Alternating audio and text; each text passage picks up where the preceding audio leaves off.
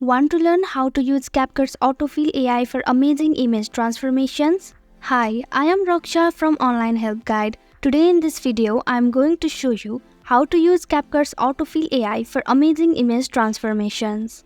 Open CapCut, then tap on New Project. Select the media file you want to use for your project, then tap on Add. Tap on the clip in the timeline.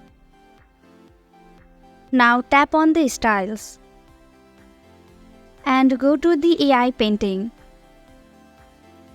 You can choose Autofill 1 or Autofill 2 according to your preference. Here I am going with Autofill 1. Then tap on the tick mark.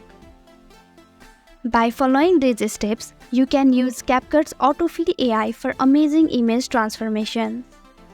Thank you for watching Online Help Guide. Hope this video was helpful. If it was, hit the like button and comment down if you have any questions or feedback.